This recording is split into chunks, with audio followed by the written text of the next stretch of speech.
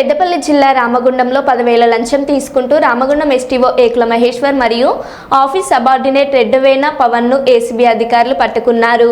వివరాల్లోకి వెళ్తే పెన్షన్ మంజూరు కోసం రిటైర్డ్ టీచర్ కన్నూరి ఆనందరావు నుండి లంచం డిమాండ్ చేయడంతో బాధితుడు ఏసీబీ అధికారులను సంప్రదించారు. ఈ రోజు లంచం తీసుకుంటుండగా ఏసీబీ అధికారులు పట్టుకున్నారు.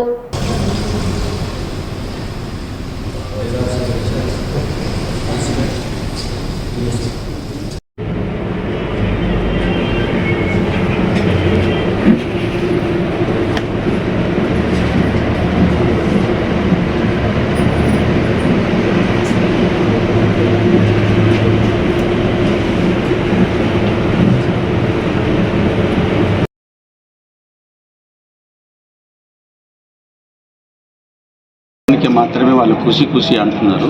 వాస్తవానికి గత కొన్ని సంవత్సరాలుగా రామగుండం ఎస్టీఓ ఆఫీస్లో కేవలం డబ్బులు ఇస్తేనే పనులు జరుగుతున్నాయి. ఇది అందరికీ తెలిసిన విషయమే.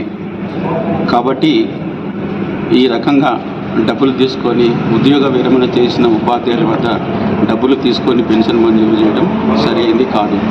కేవలం ఖుషి అనేది ఏంది? ఖుషి ఎందుకు?